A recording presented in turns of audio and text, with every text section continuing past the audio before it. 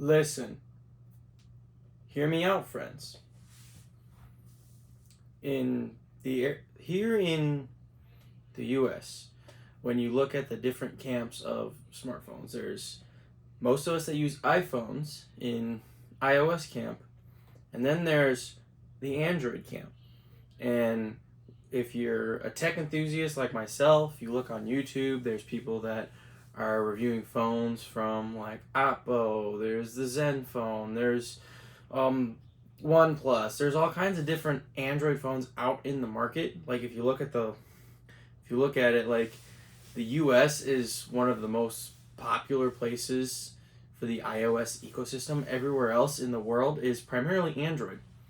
But when you get into the Android side of the camp in the US, it's primarily a Samsung device because they release like 27 million different phones a year. A Samsung ecosystem.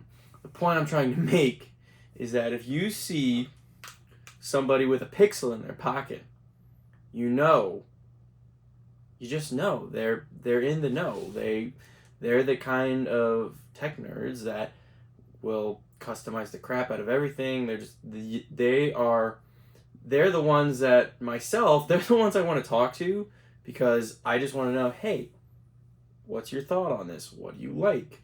I work with a guy, he uses a Pixel 6a as his daily driver and he loves it. And I just talk to him all the time like, hey, what do you think about this? What do you think about XYZ? So that whole spiel brings me to this is the Pixel 8. And right off the bat, I say this a lot about my new devices, but right off the bat, I really like this phone. Not to mention the color. I have the hazel color this year, which almost matches my shirt. That was unintentional, by the way. But I like it. Normally I go for the black phone. But I decided I was going to be different and tried the green one. I like it. I'm going to put skin on it, obviously. But that's not the point.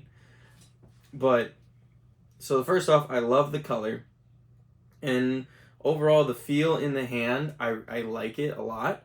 It's got the curved edges on, so it's comfortable to hold. It's actually a little smaller than its predecessor, the Pixel 7. So, like, I don't know if you can tell if I put them side by side on the table. The 8 is slightly smaller than the Pixel 6, or the Pixel 7. So it's a little smaller, and it's just got a little more rounded corners and edges. It's also a little thicker as well. But I welcome it. I welcome a smaller design, a smaller form factor, because my personal opinion, phones are just getting too big. It's like I always make the example that phones started out super big, then they got super small, then they got super big again. So I think we're kind of on the trend that we're going back down towards having smaller phones. So who knows how long it lasts before we end up with big phones again. But first impressions out of the box, I really like the Pixel 8. I like the color. I like the finish.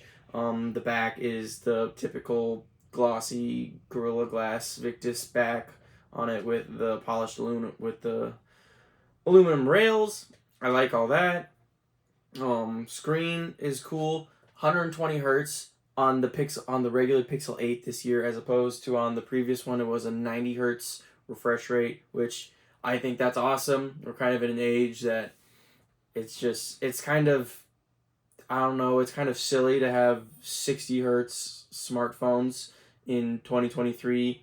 Not calling out any names, but Apple especially. I just feel like it's silly because it's just so easy to get screens and get all that stuff now than it was before. And especially with the way that price margins are now, it's kind of, I don't want to call it lazy because there's other stuff that goes into it, but again, my whole spiel, I like the screen.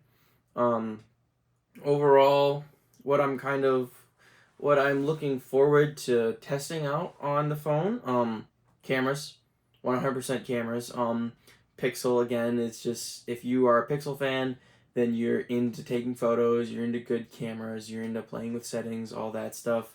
All that's going to be great. I'm excited to try it on the Pixel 8. I haven't had a lot of time to test it yet. As of today, I've had it for almost a day. So I'm excited to try out all that, all the new camera features, the controversial camera features that are coming to it. I'm excited to see all that. But yeah, overall, my thoughts. The biggest thing that I'm looking forward to see, not just the test for an initial review, but just in the long run, how Tensor G3 holds up over time. Because the first generation Tensor in the Pixel 6 did not hold up well all the time. Second generation Tensor in the Pixel 7, it was better, but it did not hold up well. Personal story is just, I don't know why, it's just the fingerprint sensor on my Pixel 7 no longer works. I don't know why. There's been a trick kind of with any fingerprint reader of a smartphone that if you want it to always hit your finger, like the way you hold it, a lot of times, I don't know if any of you've done this. I heard it from a friend years ago, and I've done it ever since. I scan the same finger twice. So, like, literally, on my 8 right now, you can have up to 4 fingerprints. I have 4 fingerprints added on there, and both of them are my thumbs, because that's the finger I unlock the phone with. And I just feel like if you have 2 for each, or a couple, it gets a better sensor. Anyway, my Pixel 7, I would do it, and then it would be good for a couple months, and then a couple months down the line, I'd go to scan my finger, didn't work. It just couldn't ever get it on the first try. So then I'd reset it, and then it just got to the point that I'd be in the middle of the setup process for the fingerprint, and it's just, we're sorry, we can't complete it, and it wouldn't do it. So that sucks. So the fingerprint sensor did not hold up well. Face unlock was not great on the 7, which I'm excited for on the 8. I mean, just me holding it up to look at you, it wakes up and then it unlocks by reading my face. I think that's awesome.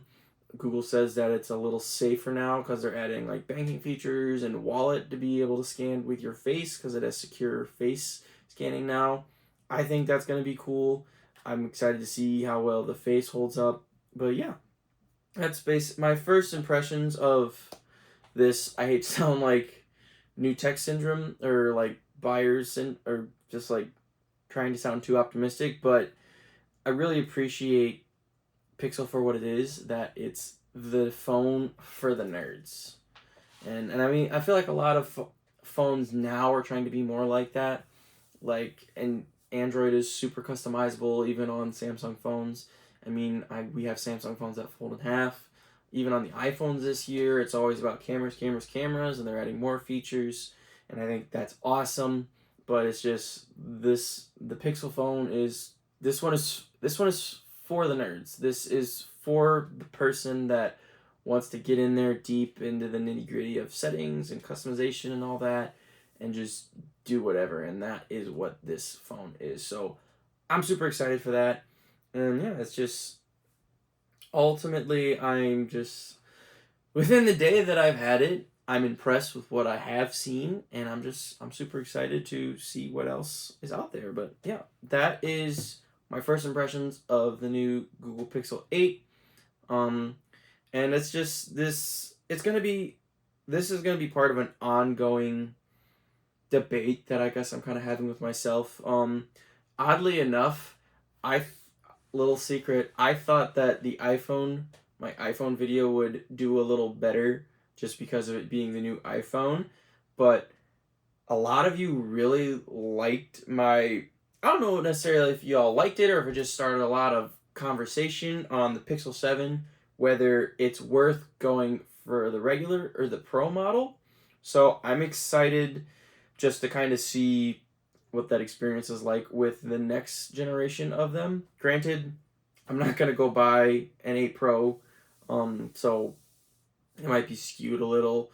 Maybe I'll get a chance to look at one, but ultimately, I'm the thing that I want to try, that I think I'm going to keep trying to bring home with especially the Pixel, is that you don't necessarily need to go Pro with the Pixel phones, especially because the phones this year, they're $100 more now. Pixel 8 starts at $699 now, and Pixel 8 Pro is starting at $999 now. And now you're up there in iPhone Pro territory. So I'm super excited just to play with it, compare it to the other devices I have in my arsenal, kind of see where it comes out. Excited to share it with you guys. And yeah, I'm excited to... It's a little bittersweet, but it's time for my good old Pixel 7 to go out to pasture. Google, just like any other manufacturer these days, they do great trading deals. So if you're looking forward to it, if you have an older Pixel phone that you're looking to trade in for the new one, I suggest it. Get a decent chunk off at checkout. But yeah, that's all I have to say in this video. If you have any questions, comments, concerns, leave them down in the description below, and we'll chat it out in the comments. And that's all I got. I hope you're all staying safe out there, and I'll see you guys in the next episode.